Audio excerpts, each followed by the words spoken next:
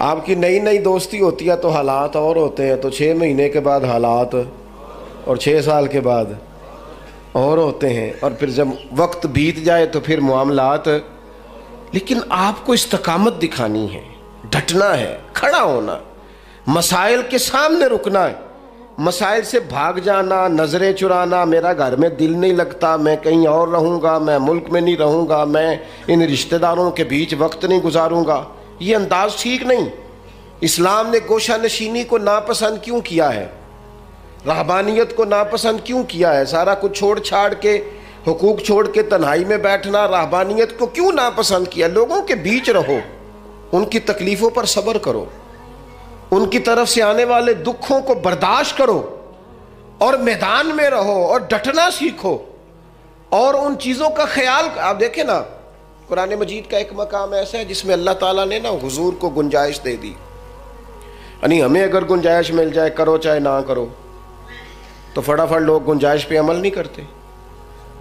भाई नफल चाहे बैठ के पढ़ लो, चाहे बैठ के पढ़ना था ना तो सारे बैठ के ही पढ़ते हैं, इल्ला माशाअल्लाह थोड़ों को छोड़ के। मिसवाक ना मिले तो चलो उंगली इस्तेमाल कर लो, मिसवाक ना हो तो अब क्या होता है? ज़्यादातर उंगली इस्तेमाल कर लेते हैं। हम गुंजाइश पे जल्दी अमल करते हैं। लेकिन हज़रत आयशा सिद्दीक़ा रज़ी अल्लाह ताला अन्हा फरमाती हैं कि अगर उम्मत के हक़ में अहकाम लेने की बारी आती थी तो हुजूर आसानी को पसंद करते थे। आपकी तवज्जो है मेरी बात पर? लेकिन जो अपना मामला था ना हुजूर का अपना, उसमें जो इस्तकामत का हुस्न था वो बड़ा दीदनी है। अल्लाह ताला ने ना नबी पाक अलैहिस्सलातु वस्सलाम को फरमा दिया कि इन्नल्लज़ीना कफ़रू सवाउन अलैहिम आ अनज़रतहुम अम लम तुनज़िरहुम ला युमिनून। मेरी तरफ देख रहे हैं आप? फरमाया महबूब बेशक जिनकी किस्मत में कुफर है, आप उन्हें डराएं या न डराएं वो ईमान नहीं लाएंगे, उन पर बराबर है। आप उन्हें डराएं चाहे, ये वो लोग हैं जिन्होंने इतना कुफर किया है कि अब अल्लाह ने इनके दिलों पर मोहर लगा दी है। अब आप डराएं न डराएं सवाउन अलैहिम, उन पर बराबर है।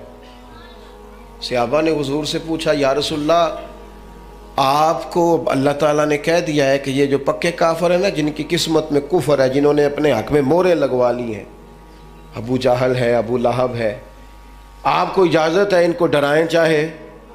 तो हुजूर क्या करना है? तो नबी करीम अलैहिस्सलातु वस्सलाम ने पता क्या फरमाया?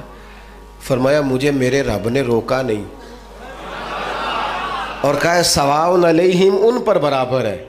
मुझे डराने का अजर मिलेगा, लिहाजा मैं इन्हें डराता ही रहूँगा।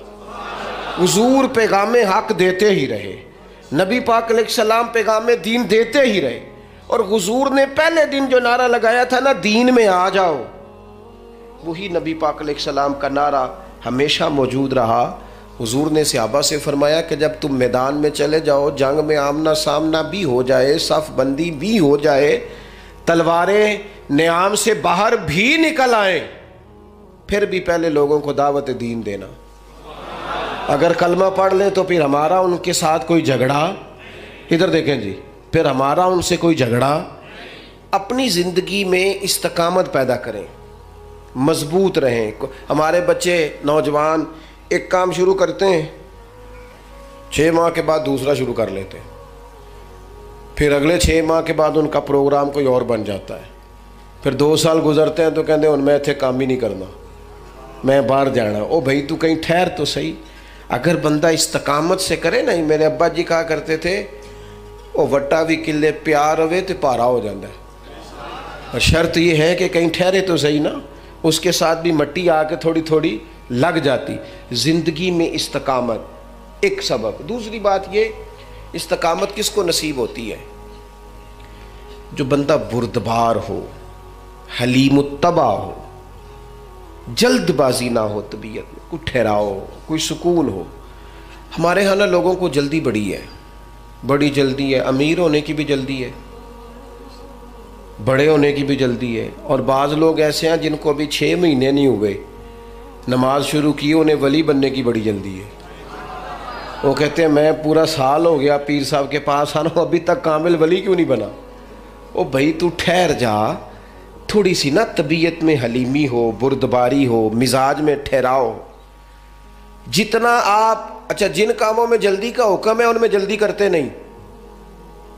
हुजूर अलैहिस्सलाम ने फरमाया नमाज का वक्त हो जाए तो अदा करने में जल्दी करो। किसी का कर्ज देना हो, पैसे मुयस्सर आ जाए तो अदा करने में जल्दी करो।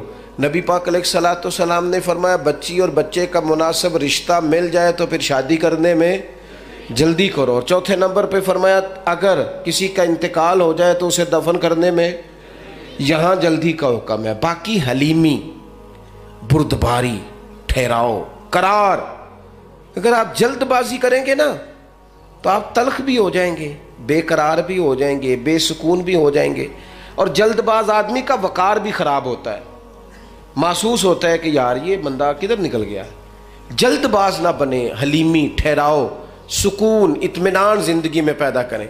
कुछ चीज़ें ऐसी हैं जो सिर्फ वक़्त के साथ ठीक होती हैं, सिर्फ टाइम गुजरने से ठीक होती हैं। कुछ लोग ऐसे होते हैं जिनका ज़हन सिर्फ वक़्त के साथ आपके हक़ में तब्दील होगा। आज आप जितनी मर्जी दलीलें देंगे वो नहीं समझेंगे, आप जितना मर्जी उनको कायल करेंगे नहीं समझेंगे, लेकिन एक वक्त आएगा कि आपको कहना ही नहीं पड़ेगा, उनकी समझ में बात। कुछ लोग ऐसे थे जिन्हें हुजूर ने शुरू ऐलान नबूवत में कहा था कलमा पढ़ लो, लेकिन उनकी आंखें फतेह मक्का पे जाके खुली तो अल्हम्दुलिल्लाह ठीक हो गया। आ जाए मेरे अजीज, अपनी ज़िंदगी में हलीमी, बुर्दबारी, ठहराओ। वो मुर्गी भी जब तक जम के ना बैठे, अंडों से बच्चे निकलते, उसे भी कुछ दिन डट के बैठना पड़ता है। अगर ठहराव ही नहीं होगा, करार ही नहीं होगा। कबीला अब्दुल कैस का वफ्द आया था हुजूर की बारगाह, कुछ लोग दौड़ के आ गए ज़ियारत करने के लिए, लेकिन जो उनका सरदार था ना, उसने सुकून से पहले अपना ऊँट बांधा, फिर इत्मीनान से वो आया, कपड़े तब्दील किए, वज़ू किया, नबी पाक की बारगाह में हाज़िरी दी। तो सियासता में मौजूद है, हुजूर फरमाने लगे तेरी ये दो आदतें मुझे बड़ी भली लगी हैं, एक तेरे मिजाज में जो इत्मीनान है और दूसरी जो हलीमी और बुर्दबारी है। ये जो ठहराव है, तबीयत का सुकून है, ये जो मैं ना एयरपोर्ट पे था, लाइन लगी हुई थी लोगों की, वापस आया था मैं, तो मुझे देख के ना वो जो इमिग्रेशन के लोग होते हैं एयरपोर्ट पे, वो मुझे कहने लगे पीर साहब तुसी अगे आ जाओ। अब जाहिर है चलें दीन की बरकत है, कुछ लोग जानते हैं कि आप आगे आ जाएं। मैंने उनसे कहा आपका शुक्रिया, लेकिन मैं जहाँ खड़ा हूँ ठीक हूँ और मैं हूँ भी बिल्कुल ठीक, मुझे जल्दी भी कोई नहीं, कोई जल्दी नहीं किसी किस्म की। वो फिर कहने लगा आप आगे आ जाए। मैंने कहा नहीं आता, मैं इधर ठीक हूँ, बिल्कुल बिल्कुल इत्मीनान में हूँ, ठीक हूँ। 10-15 लोग थे, मेरी बारी आ गई, मैंने उसका शुक्रिया अदा किया और साथ मैंने उसे पता क्या कहा, जो लोग उतर के आए थे वो सारे इकट्ठे ही थे। मैं आगे आ जाता तो उन्होंने कहना था देखो जी मौलवी खुद मुसावात का दर्स देते हैं, लाइन क्रॉस करके चले गए। और दूसरी बात यह है कि मैं अगर आज से मोर जल्दी भी लगवा लेता तो पता नहीं वहाँ सामान वाले चेन पे कितनी देर खड़ा रहता।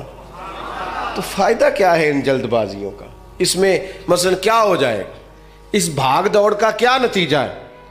जब आप बुर्दबार होते हैं, हमारे यहाँ ना बड़ा मसला है, घरों में भी बाहर भी सबको, बच्चियाँ उनकी शादी हो के आते ही वो चाहती हैं कि मेरा फटाफट कब्ज़ा हो जाए घर में, हर चीज़ जो है ना वो बिल्कुल मेरी मर्ज़ी के मुताबिक हो। और घर में से भी कुछ लोग ऐसे होते हैं, बड़े बुजुर्ग, जो चाहते हैं इस बच्ची पर हमारा कब्ज़ा हो जाए, हमारा हुक्म चले। इस जंग के अंदर कई दफ़ा रिश्ते तो हार जाते हैं, लेकिन किसी का कोई फ़ायदा। अगर वक्त गुजारा जाए तो एक टाइम आता है जब अल्लाह ताला हर शख्स को उसका नसीब उसके दरवाज़े पर अता कर देता है। हलीमी, ठहराओ, हौसला, यानी आप किसी दुश्मन से ताबड़तोड़ गुफ्तगू भी करेंगे ना तो कई दफ़ा वो तो जिस तरह का होगा आपका भी वकार ख़राब हो जाएगा।